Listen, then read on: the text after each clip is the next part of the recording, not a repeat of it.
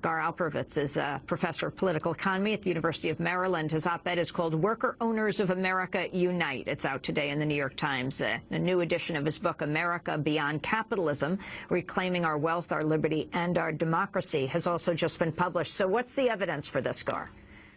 Well, it's piling up right beneath the surface that the normal press hasn't been covering. 130 million people, that's 40% of the United States, involved in credit unions, co-ops all over the country that don't get any publicity.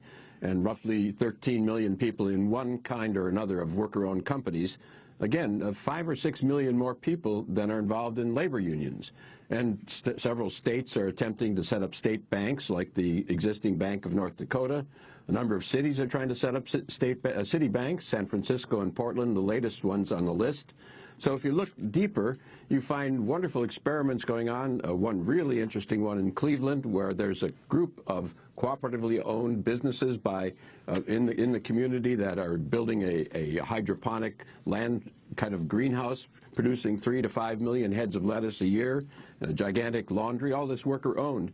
And again, the press hasn't been covering it, but it gives you a sense of what could happen if the Occupy movement gets serious about simply building on what's already out there. But in terms of a critical mass for the economy, are we talking about here cooperatives that have a significant share of the economic activity in the country, or are we talking largely about very small co-ops that, while they may involve a lot of people, don't really have that much impact on the overall economy of the country? Well, that's the interesting thing. Of course, most of this is still much smaller than the giant corporations. I mean, the ones that got us into trouble and the ones that got nationalized, as in GM and Chrysler and the big banks. And at some point, we're going to have to go to that level. But what's happening, and I think because of the pain levels, we're seeing these things grow over time simply because the pain is growing. And the ones I mentioned in Cleveland are not small. We've got an industrial scale laundry going on there, owned by the workers in that community. That's probably the most ecologically advanced in the country. This large greenhouse that's developing, 3 to 5 million heads of lettuce. These are not your little corner stores. So I see a trend of expanding possibility, building step by step on what's already out there. We've learned a lot in the last several decades. And I think it's going to grow over time because of the pain levels. That's what the evidence suggests. Talk more about the banks and the credit unions, the state banks that are developing. Well, we've had since the beginning part of the century in North Dakota a state-owned bank, highly successful. The press doesn't cover it, but it's a bank that exists just like other banks, but it doesn't speculate. It doesn't use money to do what the Wall Street banks are doing. And as I say, there are about 14 states that have introduced legislation to reproduce that, help finance small business on the one hand, but co-ops and worker-owned firms, and most of this with a real green edge to it, ecologically developed. And in these city banks, the same thing, trying to focus. For instance, in San Francisco, there's about $2 billion in city money. That's taxpayer money. Instead of putting it in the Bank of America, the proposal is put it in a city bank or a city credit union, and then use that to finance development in the city. And I think that direction, using those public monies, and not simply to finance corporations or speculation, but doing it in a way that builds up this already developing knowledge and base of worker-owned companies, community-owned developments, neighborhood developments, co-ops, that form of development. The way to think about it is the 2 to 3 decades before the progressive era and the populist era really made a big national impact. There was a developmental process, step by step at the state level.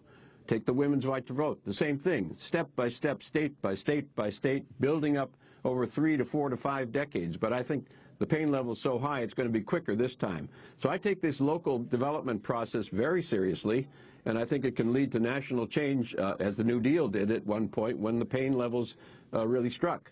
You also talk. At the other end, if I can, you also talk about the changing attitudes, especially among young Americans, toward concepts like capitalism and socialism. Would you talk about that as well?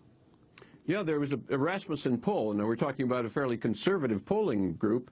In 2009, people under 30, they found, were equally disposed as to whether capitalism or socialism was a better system. And that's a big change. We're past the time in the Cold War when anyone mentioned anything like a worker-owned company or cooperative or public-owned enterprise was written out of court.